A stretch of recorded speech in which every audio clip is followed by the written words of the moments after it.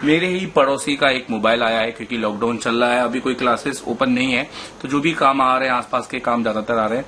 ये हमारे पास में एक सैमसंग का J216 210F मॉडल नंबर के साथ में ये हमारे पास आया है। तो केस स्टडी में आपको बता दूं कि ये एक बिल्कुल डेड है।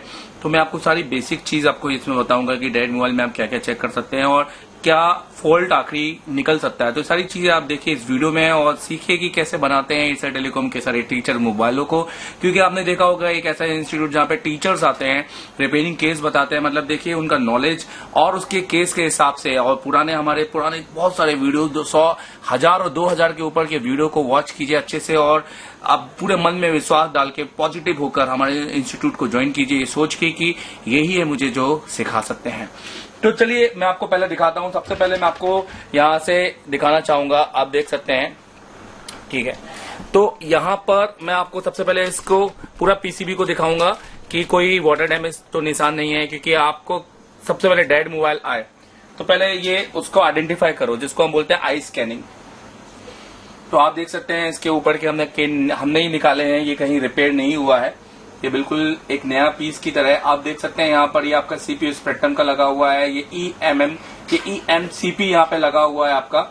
यहाँ पे इसकी चार्जिंग आईसी है और ये पूरा नेटवर्क सेक्शन आईसी है और कहीं पे भी आपको वाटर डैमेज के निशान आपको देखने को नहीं मिलेंगे।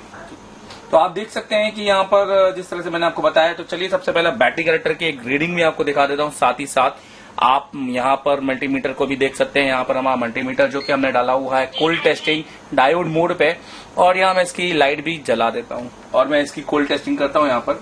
तो जो हमारे को BBAT की सप्लाई है, जो हमारा टेक्निकल नेम है BBAT, जिसको वोल्टेज बैटरी कहते हैं, यहाँ पर हमको जो रीडिंग है वो आनी चाहिए एक बिटवीन 250 to 600, जो कि आपको यहाँ पे बिल्कुल स्टेबल और सही मिल रही है। BSI की रीडिंग बिल्कुल आपको यहाँ पे 450 के अबव प्लस में आनी चाहिए, जो कि बिल्कुल सही है। ये आपका ग्राउंड होता है और ये आपका NC, जो कि बिल्कुल सही है। मैं आपको एक बार शॉर्टिंग भी दिखा देता हूँ, हालांकि ये अभी लेटेस्ट बोर्डो में नहीं है, तो यहाँ पर हमको 1000 के ऊपर रीडिंग नहीं आएगा, बट यहाँ पे हमको ओपन दिखाई देना चाहिए, जो कि बिल्कुल दिखाई दे रहा है, जो इसका मतलब ये है कि बिल्कुल सही है। तो चलिए आगे बढ़ते हैं, इसको हम आपको दिखाते हैं कि यहाँ पर और क्या फॉल्ट हो सकता है। आप देख सकते हैं कि कहीं पर भी कोई भी रस्ट या आपको कार्बन नजर नहीं आएगा, कहीं पर भी आपको ऐसा देखने को नहीं मिलेगा कि पीसीबी टेढ़ी है या फिर कहीं पे काम हुआ है। हर एरिया इसका बिल्कुल, जबकि हमने इसको क्लीन भी नहीं किया है, बिल्कुल एग्जैक्टली हमने इसको खोला हुआ है। ये इसकी पावर SC27 यहाँ पे लगा हुआ है, पावर मैनेजमेंट, यहाँ पे इसका बक सेक्शन, LDO सेक्शन, यहाँ पर आप देखेंगे तो ये LDO सेक्शन है, यहाँ पे इसका बक्स कन्वर्टर सेक्शन है, ये इसकी MOLED डिस्प्ले सेक्शन लगा हुआ है। ये इसके 2 SIM connector plus SD card connector के साथ में यहाँ पर आपको ESD प्रोटेक्शन देखने को मिलेगा। और ये इसके एंटीनाज हैं, वाईफाई एंटीनाज, जिसको हम यहाँ पर इसको ब्लूटूथ और GPS एंटीना कह सकते हैं। वाईफाई आपको यहाँ पर देखने को मिलेगा। और यहाँ पे आपको मिलेगा जो एंटीना, आपको मेन आपका नेटवर्क एंटीना मिलेगा, जिससे कॉलिंग हमारी होती है। और ये हमारा यहाँ पर आपको सेक्शन मिलेगा जो हमारा होम की को कनेक्ट करता है, और यहाँ पे आपको उसकी आईसी देखने को मिलेगी। क्या तो ये हमारे पर्टिकुलर ये जो आईसी दिखाई दे रही है, ये एक प्रोटेक्शन आईसी है, जो कि बहुत सारे लोग नहीं समझ सकते और नहीं समझना भी नहीं चाहते, बस वो यूट्यूब से बस डायरेक्ट सोल्यूशन चाहते हैं। पर आप लोग प्लीज डायरेक्ट सोल्यूशन पे काम मत कीजिए, एक अच्छे से काम सीखिए और बहुत मजा आएगा। फिर हमको पता चलेगा कि किस सेक्शन पे हमें काम करना है और किस सेक्शन पे काम हमें नहीं करना है। तो चलिए इतना आपको समझाने के बाद अब मैं आपको थोड़ा सा बेसिक बताता हूं कि अगर आपके पास डेड मोबाइल आता है तो आप इसमें USB लगाइए, और USB लगा के सबसे पहले अपनी बक लाइन है चेक कर लीजिए कि आपकी बक लाइन सही है कि नहीं सही है। तो एक बार मैं हालांकि बिल्कुल स्टार्टिंग से भी बताऊं तो बक लाइन के बाद पहले हम आपको DC की रीडिंग में आपको दिखाना चाहूंगा। तो यहाँ पर आप देखिए, यहाँ पर मैं आपको जूम करता हूं, यहाँ पर मैं आपको जूम करूंगा और यहाँ पर मैं आपको DC की रीडिंग आपको दिखाना चाहूंगा। आई होप कि आपको यहाँ पर बिल्कुल दिखाई दे रहा होगा। ये देखिए दिखाई दे रहा है आपको यहाँ पर। अब मैं यहाँ पर DC कनेक्ट करता हूँ अपना। तो ये मेरा DC केबल, और मैं एक बार आपको कनेक्ट करूंगा, फिर आपको जूम कर दूंगा भले। उसके बाद मैं यहाँ पर कनेक्ट करता हूँ इस मोबाइल को, आप देख रहेंगे। तो यहाँ पर मैं कनेक्ट करूंगा, ये मेरा पॉजिटिव है, क्योंकि बैटरी के साथ जब कोई मोबाइल कनेक्ट चालू नहीं होता तो हम उसको DC सप्लाई में चेक करते हैं। आप देख सकते हैं कि मैंने इसको कनेक्ट किया है और फोन में यहाँ पर कोई भी ऑटो रीडिंग नहीं ले रहा है। देखिए, आप देखिए यहाँ पर मैंने इसको कनेक्ट किया हुआ है यहाँ पर आप देखेंगे, देखिए मैंने इसको कनेक्ट किया हुआ है और फोन में यहाँ पर कोई भी ऑटो रीडिंग नहीं ले रहा है। तो अब ऑटो रीडिंग नहीं ले रहा, आप जैसे कि यहाँ पे देख सकते हैं। अब मैं इसको पावर की दबाऊंगा इसकी, तो देखिए पावर की यहाँ पे दबाऊंगा तो यहाँ पे कुछ ये रीडिंग लेता है और ये रीडिंग लेके स्टेबल हो जाता है। तो आप ये रीडिंग देख सकते हैं कि मेरी रीडिंग कितनी है। तो ये रीडिंग आपको यहाँ पे दिखाई दे रही होगी 49, यहाँ पे आपको दिख रहा होगा 49। आई होप कि आपको दिख रहा हो। यहाँ पर मैं आपको थोड़ा सा जूम और यहाँ पर देखिए, तो आप रीडिंग यहाँ पे देख सकते हैं कि जो मेरी रीडिंग आ रही है वो है 49, आपको यहाँ पे दिखाई दे रही होगी। चलिए ठीक है, तो ये भी हम समझ सकते हैं कि हमारे को ये क्यों रोक रहा है। तो ये सारी चीजें जो हमें समझना है दोस्तों, ये आप क्लास में आके बहुत बेहतर तरीके से हमसे सीख सकते हैं, क्योंकि इसका बहुत अच्छा नॉलेज हम आपको क्लास में देते हैं और स्टूडेंट को देते हैं, जो वो नोट करके लेके जाते हैं और साथ में उसका प्रैक्टिकल भी करते हैं। उसके रिलेटेड अगर कोई मोबाइल लाते हैं, बाकी हम भी बोर्ड देते हैं, ऐसा नहीं है दोस्तों। हम बहुत पहले से बोर्ड देते हैं, ट्रेसिंग के लिए बोर्ड देते हैं और बहुत सारी चीजों के लिए भी हम काम करते हैं, बट बोलते नहीं है। पर इतना है कि आपको बहुत कुछ मिलेगा जब आप एशिया टेलीकॉम आएंगे, बट वो पहले से बताया नहीं जाएगा। जब आप आएंगे क्लास तो आपको खुद पता चलेगा कि हम क्या करते हैं क्या नहीं। और बहुत सारे हमारे वीडियो और स्टूडेंट के वीडियो पॉजिटिव और प्लस हमारे टीचरों के वीडियो भी आपको देखने को मिल जाएंगे। अब दूसरा, अब क्योंकि हमने ये देख लिया, अब हम देखते हैं कि ये यूएसबी का करंट कितना ले रहा है। तो मैं आपको यूएसबी का करंट यहाँ पर दिखाना चाहता हूँ। तो यहाँ पर आप देख सकते हैं, मैं थोड़ा सा इसको जूम करूंगा और देखिए मैंने अपना यूएसबी के पास इसमें बिल्कुल केबल को ले गया हूं और अब आपको यहाँ पर दिख रहा होगा, ठीक है। तो अब मैं आपको यूएसबी का यहाँ पे करंट दिखाऊंगा।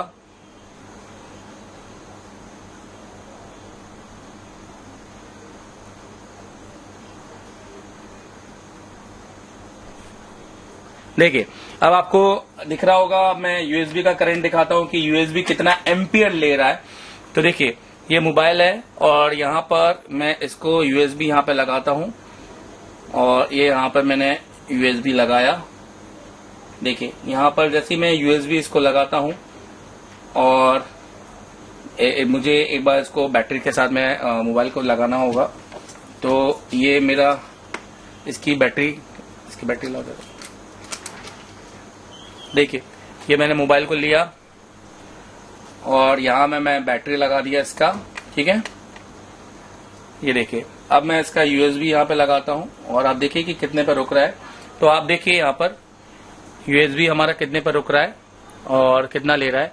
तो आप देख सकते हैं यहाँ पर यूएसबी ले रहा है 0.50। आई होप कि आपको दिख रहा हो 0.50, ठीक है। तो ये भी है, बहुत सारी चीजें देखनी होती है रिपेयरिंग के टाइम पे कि भाई आपका डीसी सप्लाई कितना लेना चाहिए, और ये भी देखना होगा कि डीसी के साथ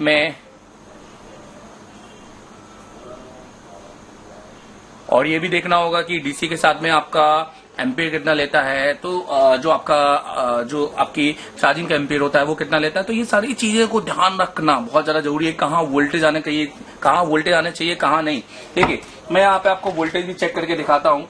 तो अगर मैं आपको यहाँ पे वोल्टेज चेक करके दिखाऊं तो आपको यहाँ पर मल्टीमीटर और मेरा आप डिस्प्ले देखिए, मैं आपको यहाँ पर देखिए मल्टीमीटर को हमने यहाँ पे 20 वोल्ट डीसी पे रखा हुआ है। यहाँ हमने लाइट जला दी है इसकी।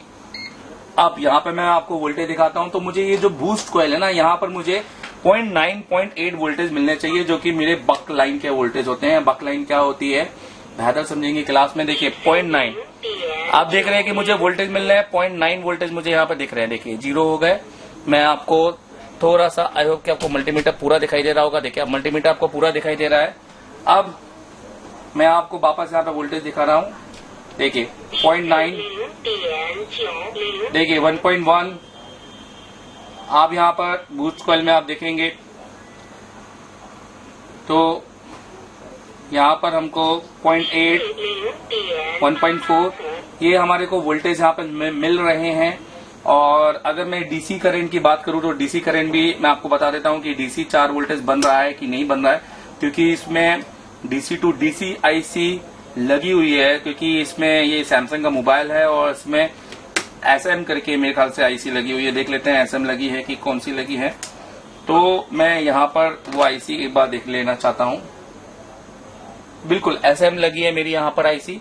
ये जो आईसी आपको यहाँ दिख रही है ये आईसी मेरी SM आईसी है जो यहाँ दिख रही है, ठीक है। तो ये मेरी charging plus DC to DC IC है, मतलब ये कन्वर्ट कर रही है तो स्विचिंग के साथ में। और यहाँ पर आप देखेंगे इसके साथ एक बूस्ट कॉइल लगा हुआ है। अगर मैं यहाँ पे चार्जर लगाऊंगा तो मुझे यहाँ पे 4 वोल्टेज देखने को मिलेंगे।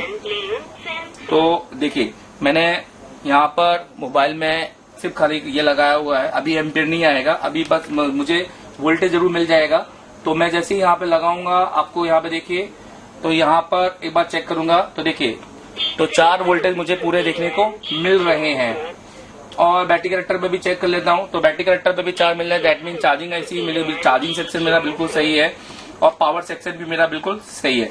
तो दोस्तों देखिए सबसे पहले बेसिक काम थोड़ा सा कर लेते हैं। व्हाइट पेस्टेड आईसी के साथ में आता है तो इसको रिहॉट करने से कोई फायदा नहीं है, क्योंकि अगर आप इसको रिहॉट करने जाएंगे तो ये अंदर के बॉलों को बाहर निकाल देगा और आपके जो आईसी है, जो आपका अंदर बॉल बने हुए हैं, जो टेम्परेचर बिगड़ जाएगा और आपका आईसी लूज हो जाएगा, जिससे शॉर्टिंग पैदा हो जाएगा। तो हम क्या करेंगे, हम इसको रिबॉल करेंगे।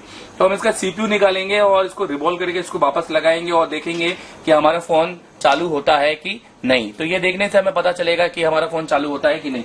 तो चलिए इसको चालू करते हैं और देखते हैं कि क्या हम कर सकते हैं इसमें।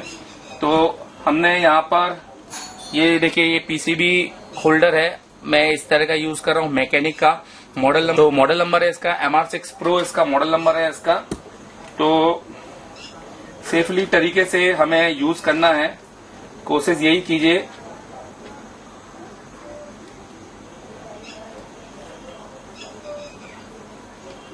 देखिए ये मेरा लग गया है।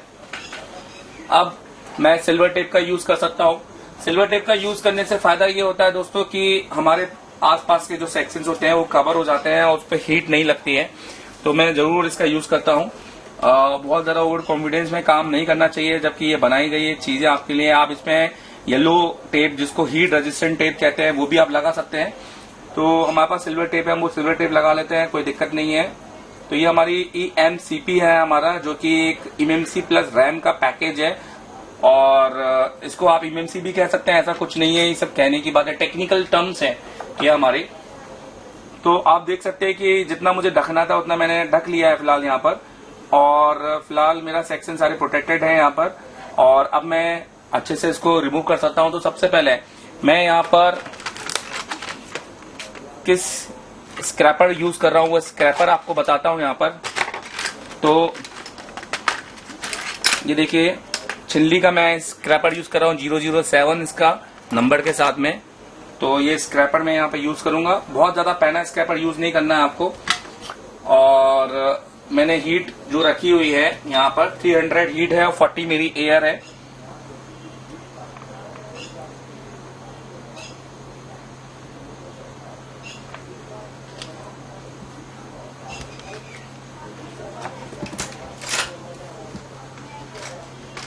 देखते रहो उसमें सीपीयू पूरा बराबर दिख रहा है कि नहीं दिख रहा है।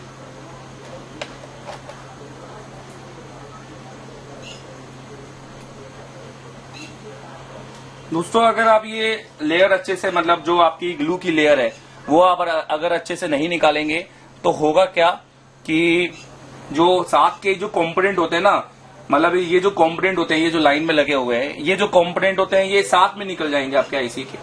देखो आईसी के पैड तो आपके वेस्ट हो सकते हैं, आपके पैड निकल सकते हैं, साथ में कंपोनेंट भी निकल जाएंगे। तो इसके साथ जो कंपोनेंट होते हैं वो काफी इंपॉर्टेंट होते हैं सीपीयू की लाइन के साथ, क्योंकि इसकी लाइन के साथ नेटवर्क की कंपोनेंट, I2C लाइन और भी बहुत इंपॉर्टेंट लाइन होती हैं जो कंपोनेंट यहाँ लगे होते हैं। सीपीयू के आसपास ज्यादातर कैपेसिटर ना होकर रजिस्टर होते हैं जो कि बहुत इंपॉर्टेंट होते हैं। तो ये बिल्कुल नहीं निकलने चाहिए।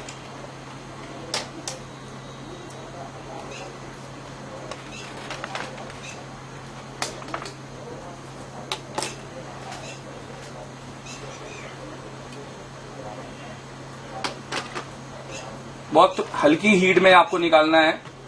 अगर आप ज्यादा हीट करेंगे तो ये आप ही को नुकसान जाएगा। और जल्दी निकालने के चक्कर में बिल्कुल मत रहिए। अगर आप जल्दी निकालेंगे ना तो ये मतलब ये मान के चलिए कि आप जल्दी में टेम्परेचर आप सोचेंगे ज्यादा बढ़ा लूं और मैं जल्दी निकाल लूं। तो सैमसंग है दोस्तों, सैमसंग के बोर्ड बहुत जल्द टेम्पर हो जाते हैं और फूल सकते हैं। इसकी फिर पावर आईसी भी रिवॉल्व करनी पड़ सकती है। तो बहुत सारी चीजें हैं। तो ये हमारा जो ग्लू है ऊपर से व्हाइट ग्लू है वो हमारा लगभग साफ हो गया है।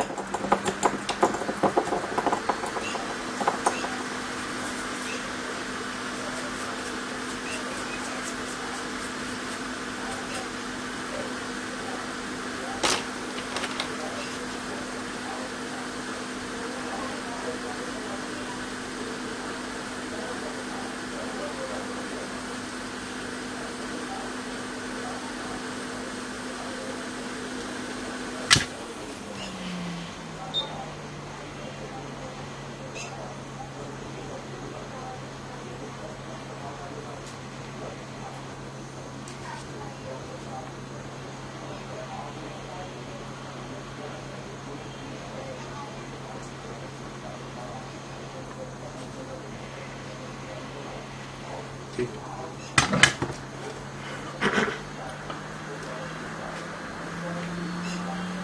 तो हम जो स्क्रैपर यूज कर रहे हैं वो आप देख सकते हैं, ये हम स्क्रैपर से हम इसको निकालेंगे सीपीयू को।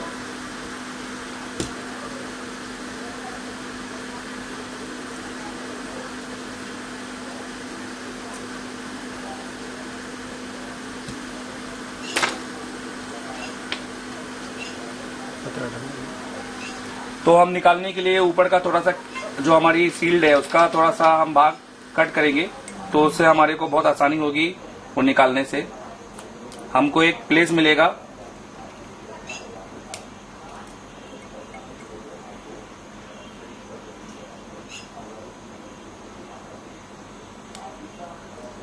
तो आप देख सकते हैं कि थोड़ी सी जगह मैंने निकाल ली है। तो मैं स्क्रैपर वहां से उसको अच्छे से नीचे डाल सकता हूं। देखिए अब थोड़ी सी मैंने स्पेस यहाँ पे दे दी है, तो मैं स्क्रैपर यहाँ से बहुत इजीली मैं डाल सकता हूँ यहाँ से, कोई दिक्कत नहीं है मुझे। इस तरीके से यहाँ से भी कर सकता हूँ। अब मैंने हीट रखी है, मैं आपको बता देता हूँ 370 पे, और एयर है मेरी 60 की। मेरे को बताने में कोई दिक्कत नहीं है दोस्तों। प्रैक्टिस आप कितनी भी कर लें, अगर एक सही टीचर आपके साथ नहीं होगा तो ये चीज नहीं होगी। आप बात मानिए, आप आएंगे क्लास तो आप एक बार में कर लेंगे।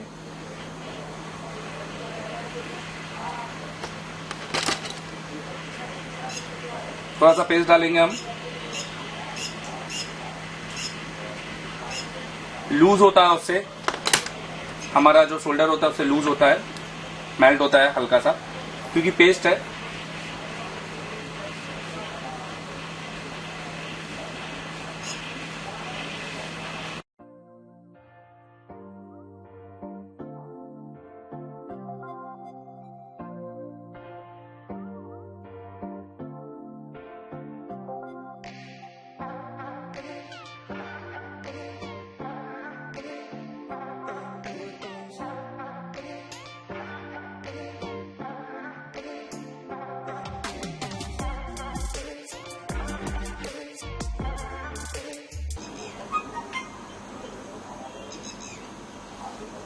तो ये हमारा सीपीयू निकल गया है। तो अब हम अपना क्लीन करेंगे सीपीयू।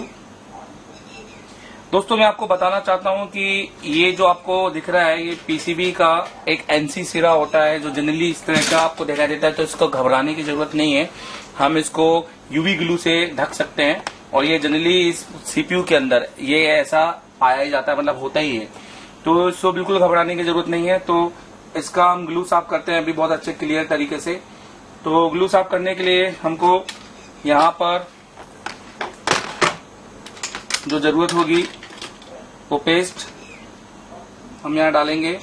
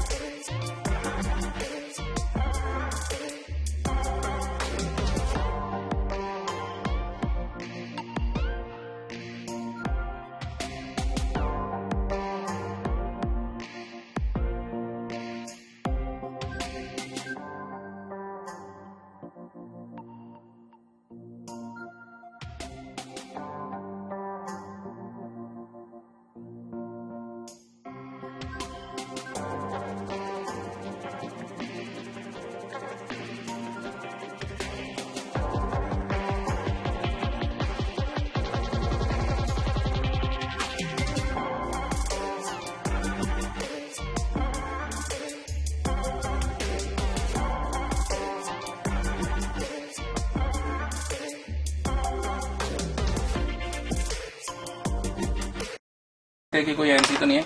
तो दोस्तों चलिए इसमें देख लेते हैं कि कोई एनसी तो हमारे से कोई पैड ऐसा तो नहीं है जो जीआर का निकल गया हो। तो आप देख सकते हैं कि यहाँ पर मैं बहुत क्लियर आपको दिखाना चाहता हूं कि ये देखिए, ठीक है। तो ये आपके एनसी पैड हैं, ये आपके एनसी हैं, ये आपके एनसी हैं, ये आपके एनसी हैं, ये एनसी हैं। मतलब हमारा कोई भी पैड निकला नहीं है, तो बहुत अच्छी बात है कि हमारा बहुत अच्छे से ये निकल गया है। तो हमारा सीपीयू बिल्कुल सेफ तरीके से निकला है और इसमें ये बहुत अच्छी बात है हमारे लिए। अब हम इसको रख देंगे यहाँ पर।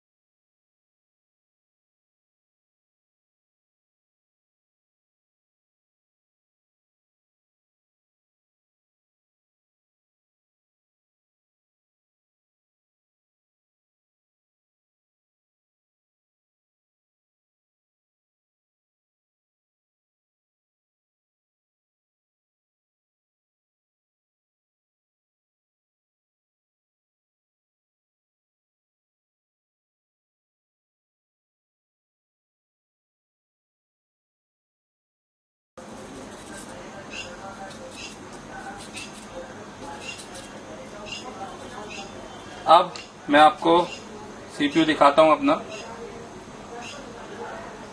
तो आप देख सकते हैं कि सीपीयू मेरा कितना क्लीन हो चुका है। ये देखिए अंदर तक की ट्रैक है, जो मतलब सरफेस लेयर है वो दिखाई दे रही है।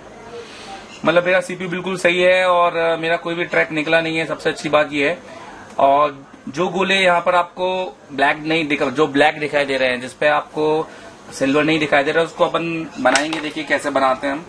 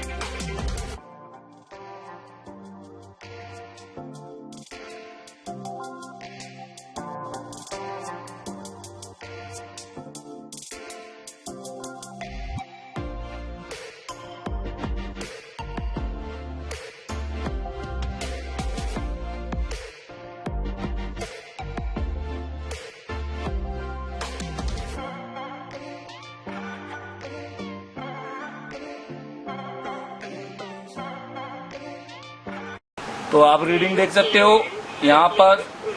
सीपीयू लगाने के बाद में रीडिंग मेरी वही है, यही वही है, सेम एनसी रिपीट दिखाऊंगा OL। तो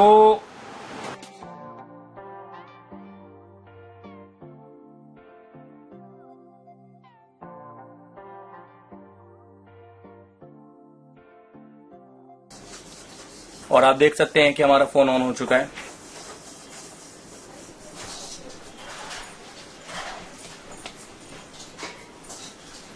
और ये सक्सेसफुल काम हमारा रहा। देखिए हमारा सेकंड लोगो भी आ गया है, इसका मतलब हमारा फोन बूट कर गया है और हमारा काम बिल्कुल सक्सेसफुल रहा दोस्तों।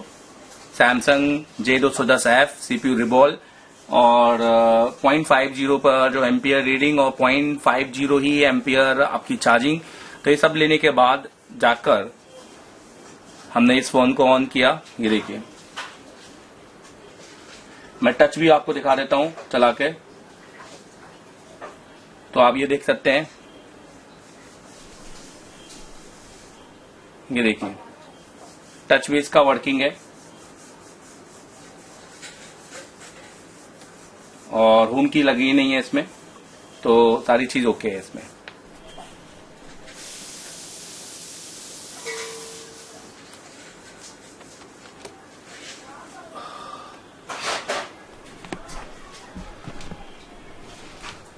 तो दोस्तों कैसा लगा ये वीडियो हमें बताएगा जरूर, क्योंकि इसमें मेहनत की है हमने और आपके लिए पूरा ज्ञान डैड मोबाइल का कि कैसे सबसे पहले डीसी की रीडिंग में क्या चेक करें, एम्पियर में क्या चेक करें, और सारे टूल्स होना भी बहुत ज्यादा जरूरी है। अगर आपको लगता है कि पास टूल है तो आप बहुत अच्छा काम कर सकते हैं दोस्तों। सिर्फ नॉलेज एक अलग बात है और टूल एक अलग बात है। तो हम रिकमेंड करते हैं कि टूल अच्छे होने चाहिए, बट हम ये नहीं बोलते कि बिना टूल के काम मत करो। आप शुरू तो कर सकते हो, एटलीस्ट आप नॉलेज ले सकते हो। जहां काम रुक रहा है वहां आपको खुद पता चल जाएगा कि आपको कौन सा टूल की रिक्वायरमेंट है और वो आपके काम होगा। दोस्तों एक बार हमेशा ध्यान रखिएगा कि पूरी दुनिया में कोई भी बोल के आपको नहीं सिखा सकता, समझा सकता, प्रैक्टिकल नहीं दे सकता, कुछ भी नहीं कर सकता जब तक आप अपने खुद से हाथों से अपने प्रैक्टिस नहीं शुरू करेंगे। और मतलब यहां से जाने के जो भी किसी भी इंस्टीट्यूट के जाने के बाद प्रैक्टिस नहीं करेंगे।